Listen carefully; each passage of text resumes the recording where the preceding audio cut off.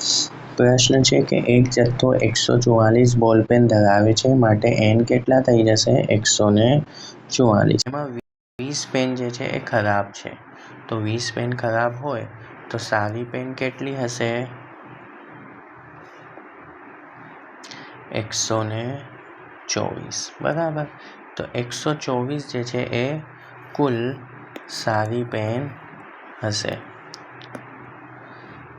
તો નૂરી પેન ત્યારે જ ખરીદશે જ્યારે તે સારી પેન હોય, એટલે કે 124માંથી કોઈ એક પેન નીકળે, અને જો 20માંથી એટલે કે ખામીવાળી પેન નીકળશે તો એ ખરીદશે નહીં. હવે પ્રશ્ન છે કે નૂરી પેન ખરીદે તેની સંભાવના. તો ક્યારે ખરીદશે? જ્યારે એ પેન કેવી હશે? સારી પેન હશે ત્યારે. બરાબર. તો અહીંયા કુલ 124 સારી પેન છે અને કુલ પેન 144.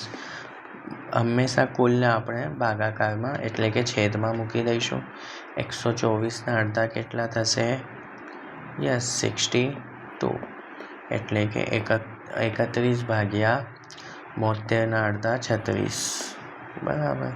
હવે નૂરી પેન ના ખરીદે એટલે કે કુલ ખરાબ પેન અહીંયા 20 છે. તો 20 પેન ખરાબ છે અને કુલ 144. તો 20ના અડધા 10 અને 144ના અડધા 72. 10ના અડધા 5 અને 36 દુ 72. તો નૂરી પેન ખરીદે તેની સંભાવના 31/36 અને ના ખરીદે એની સંભાવના 5/36.